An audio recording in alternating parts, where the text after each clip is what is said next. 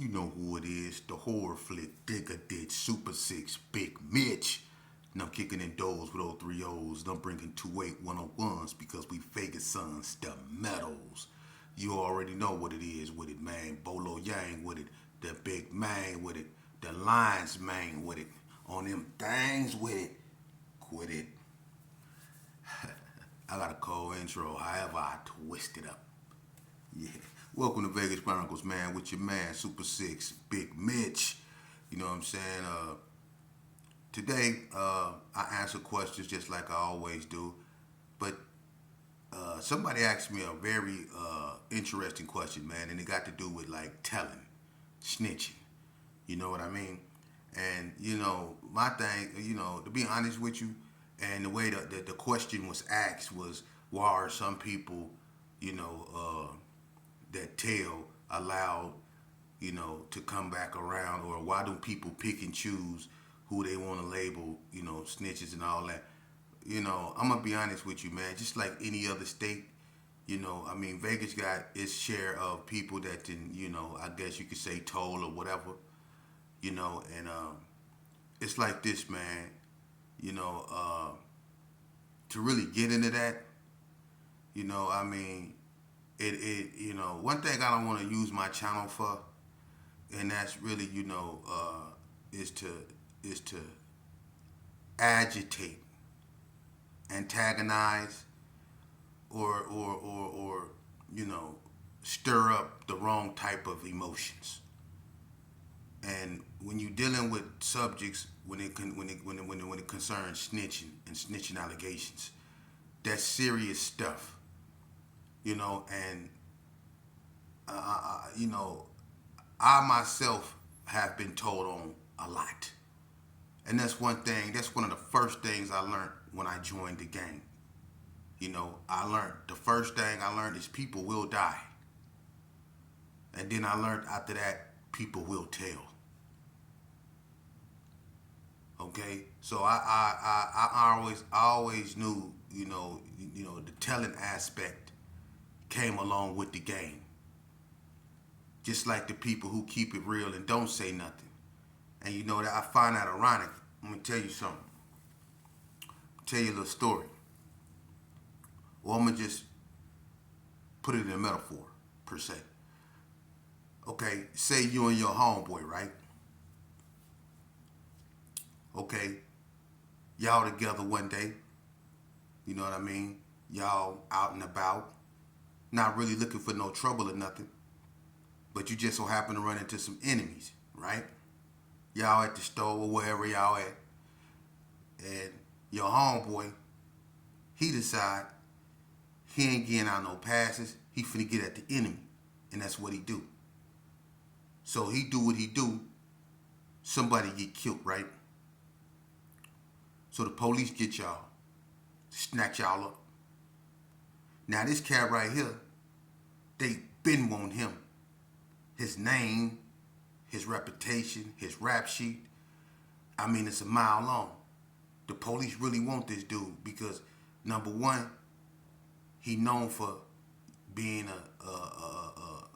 a shooter, a violent dude. Number two, he's always locked up. Number three, they always hearing his name. And number four, he always getting away. He don't never get locked up. If he do, it's not too long. So they sick of him, right? So right now, you know, when they snatch both of y'all up. Now they thinking we can get him now. We can nail him to the wall, right? All they need is for you to tell them it was him that did the shooting. But you're not made like that. See, you grew up believing in the code, which is silence is golden. So you don't say nothing, right? So you ain't working with the police. You start reciting the lyrics to Eazy and NWA song F the Police to the officer that's trying to get you to tell on your partner. And the more he try to get you to tell, the louder you start reciting the lyrics to F the Police by NWA. So you making them mad at you now. So they telling you they'll let you go right now If you just say it was him, the one that was shooting, not the car, they telling you right now, they'll let you go right now. If you just say it wasn't you, because that mean that was him. Just say it wasn't you. You reciting the lyrics to F the police. You don't want to hear nothing. You ain't saying nothing because you go keep it gangster. And when you act like that in front of the police, that really irks them. So now all their aggression has turned from him to you. So now they mad at you. But you don't care because you cut from a different cloth, right? You was taught that silence is golden. You don't say nothing. Your homeboy, who they really want, he over there nervous because he know they got him. Or at least he think they got him. He nervous, right? He don't know what to do. He like, damn, right? You keeping it real though. You don't say nothing. So now they heated at you. So guess what they do? They go to your homeboy who did the shooting and they offer him the same deal. Because now they want you. They want to show you that keeping it real and staying true to the code, they want to make an example out of you, because that's how the police is. People that keep it real, they'll get more time than the person that actually do the crime. If you keep it real, like you say, stick to the code, boy, you will get more time than the person that actually commit the crime. So now they want to make an example out of you because you want to remain true to the game. So they go to your homeboy and they ask him the same questions. And they ask him, was it such and such that shot out the car? Even though they wanted you first, even though they hate you and they want you bad, they figure you go do something else so they'll get you next time. But right now they want your homeboy because he think he can't be broken. So they ask you, you know, what happened? Who did the shooting? Was it him? Your homeboy said, yeah, it was him. So now they really mad. They really happy now. Because see, they want you. They wanted him at first, but since you want to be smug and thumb your nose up in their face when they basically begged you, just tell us it was him. We know it was him. But now they want you. So now they go put it on you. And you go keep it real. So now they go come in and they go say, hey, this your last chance because your homeboy saying you the one did the shooting. So now as you go tell us who really did the shooting or not, what you do. I ain't telling y'all nothing. Okay, well, we go charge you with murder. You like, I don't care what you know you didn't do it. So you like, I don't care what y'all charge me with, right? Charge me with whatever you want to charge me with. I don't care. I don't know nothing. I ain't talking about nothing. Right? So you shutting your mouth. You in jail. But your homeboy, they let him out. And you like, how that happened? But you won't tell. But he did. And he put it on you. And you won't even say nothing. You know you didn't do it, but you don't want to say nothing because they'll label you a rat. So you shut up. And you end up in prison with all day. You know how many people that was in prison with me that didn't do the crime? And I used to look at them because I was up there for something I actually did. I deserved to be up there because of what I done.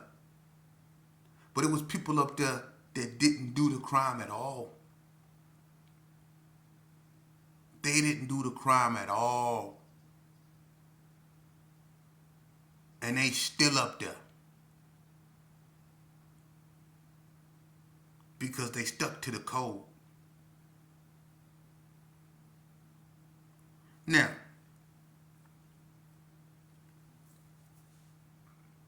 is that gangster? That's part of the game, right? to be in prison for the rest of your life for something you didn't do.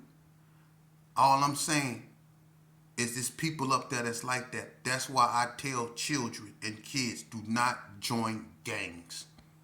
Because when it boils down to it, brother, if you don't put yourself in a position to be told on, you won't be told on. Because who want to be put in them type of circumstances to where you have to keep it real? See? How many of y'all have been in a car together? 4 homies in the car with 1 pistol. 1 pistol in the car. It's 4 homies. 2 of y'all on parole. Y'all get pulled over. Police find a gap. Your homeboy that's not on parole, it's his gun. But he ain't saying nothing. The police holding up. Anybody want to claim this? It's so quiet on the car you can hear a roach. You can hear a roach breathe. For real. Don't nobody say nothing. The police say, don't nobody want to claim this? And the dudes on parole, you could tell they on parole because they looking all like this. Like, they got that look like, man. They got that, you know how they be like, man, because they can just feel, they know where they finna go. Back to wherever they just came from. And some of them don't want to go back. But the homeboy who gun it belonged to, he ain't saying nothing. He ain't claiming it. So y'all all go down. Right? Y'all all go down. Now y'all got violations, whether they juvenile or adult. You going back to wherever you came from. It's a violation. And your homeboy who gun it belongs to,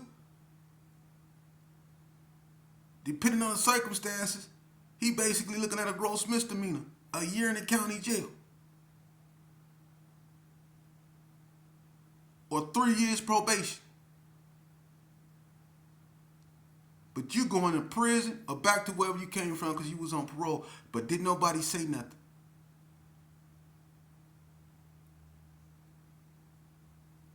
See? And if he decide to fight that charge, then they go put that gun charge on somebody. Go get that gun charge till they get to the bottom of it. So now you stuck in prison with a gun case because he won't claim his gun. See?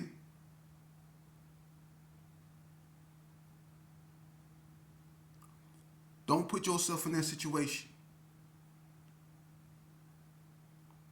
Okay?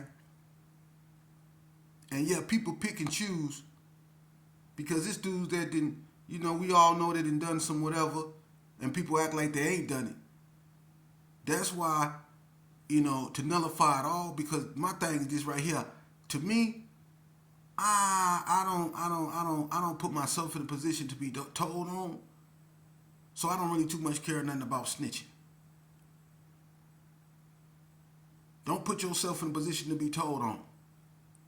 I did that before. As a juvenile, I did that a bunch of times. I put myself in a position to be told on, and I was told on every time.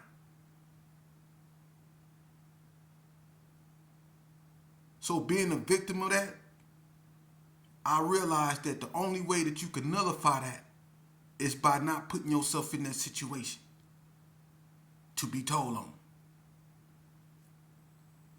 Just like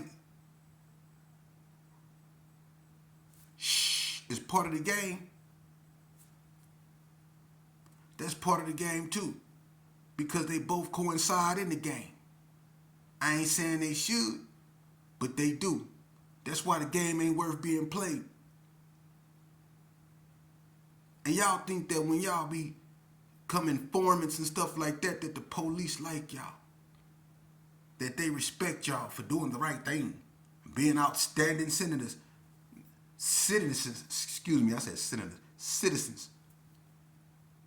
They think y'all upstanding guys. And you think they think that? They still think y'all a piece of crap. Think about this here, man. Did it ever cross your mind that the hardest person it is to get to tell, basically, is a police?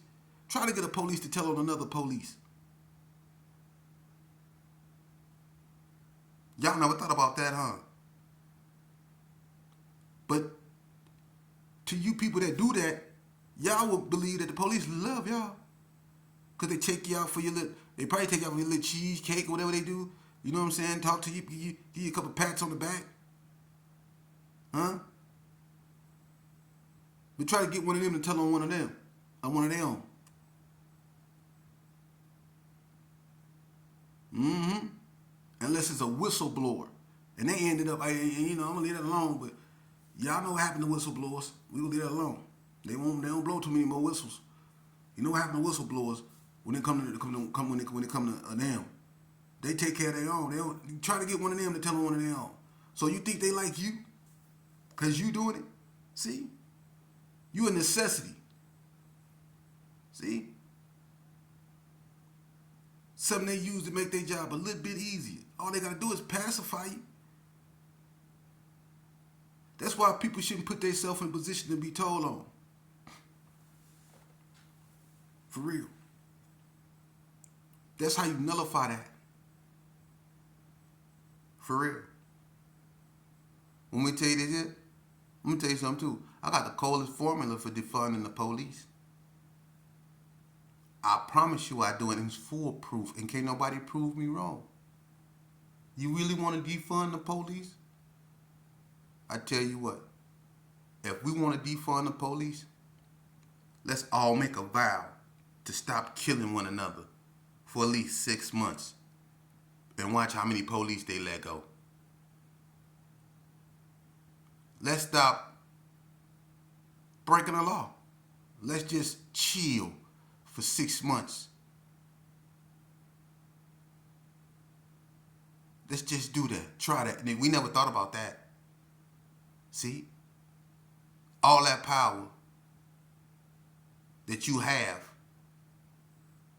if you just understand who you are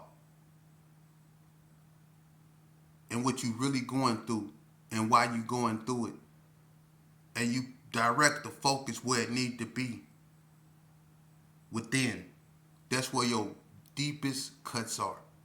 As a community, as us as a people, our deepest wounds are within. See, we like to focus on the outer side. Now, I ain't saying the outer side shouldn't be stitched up, because it's bleeding too. Sure, there are social injustices, a lot of them that shouldn't go on. But if you are to survive, you gonna have to address the eternal wound, because you bleed eternally. You have to stop the eternal bleeding, which is the black on black crime and killings, which far outweigh the social injustice that we going through, and we know it. We kill more of our own than the police ever could. We do. And we don't march for it.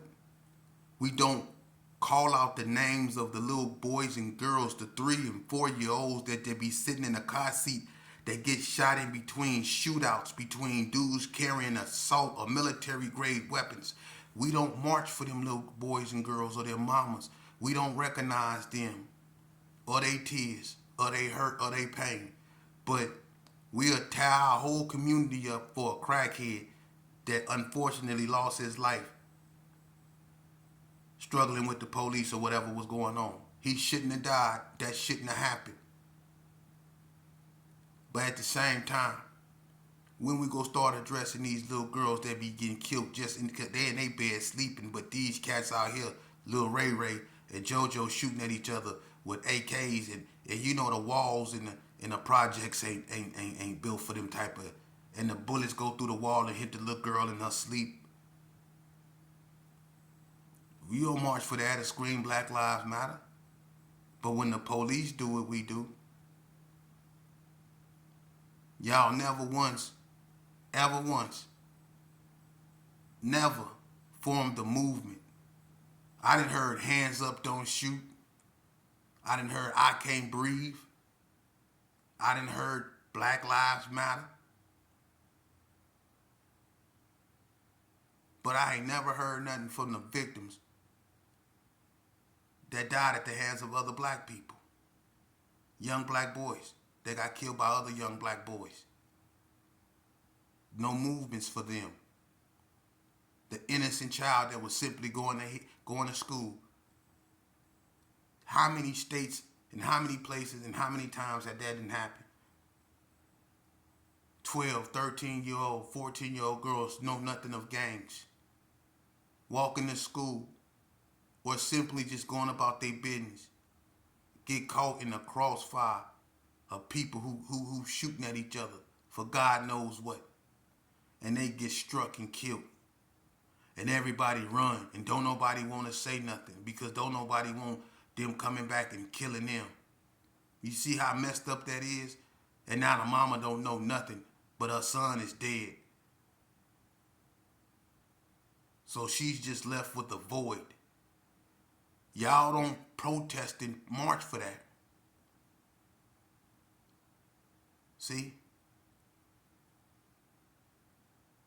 So when y'all think that these sisters who lose they children at the hands of, or you could say unarmed, these armed killings, you better best believe it's sisters out here that's just as mad at their own people, at other little black boys for the same thing. But we don't address that. See, we focused on the wrong wound. We got to heal the eternal wound. If you heal the eternal wound, the outer wound will heal. Listen, the outer wound, if we heal the internal wound, the outer wound will basically heal itself.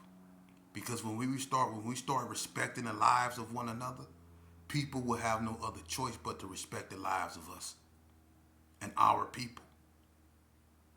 When we stand firm like we got a backbone and accept our bipedalism, which is the ability to walk upright, which should be our nature.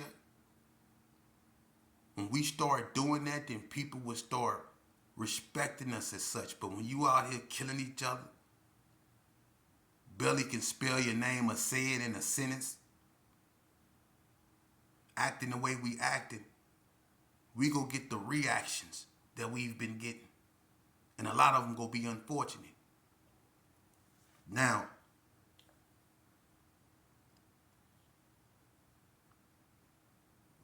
one of the saddest things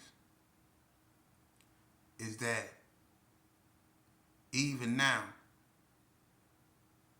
the so-called OGs has they survived the streets. Listen to this, man. Check this out. These OGs have survived the gang violence in the streets, right?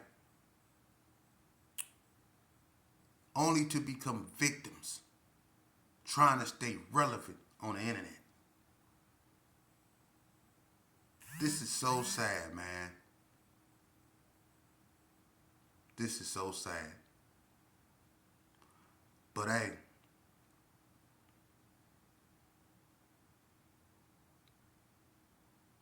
that's just like a man going to prison and doing all that time in prison, surviving race riots, horrible condition, food that's not for human consumption, so on and so forth.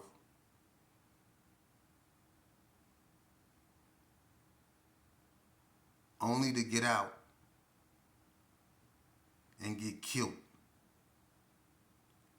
at a cheap-ass liquor store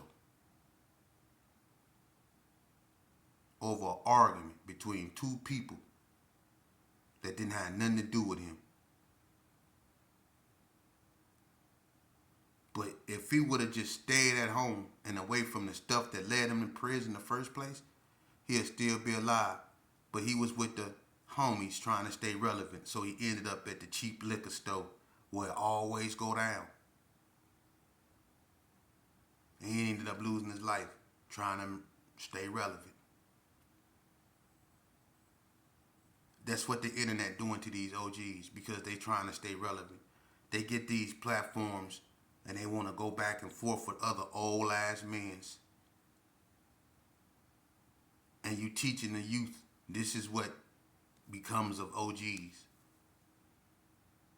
You try to stay relevant by going back and forth about who started this and who started that and then calling this person a lie. Or using your platform to attack a person for no reason just to get into it with them. That's what this internet will do to you. If I was to ever blow up and that's gonna come with mine, that come with the freight. That's cool too because my message gonna stay on point. I won't be deterred. I didn't survive the streets to succumb to the internet. You know, I use the internet to get a message across. I can care less about anything else other than get my message across.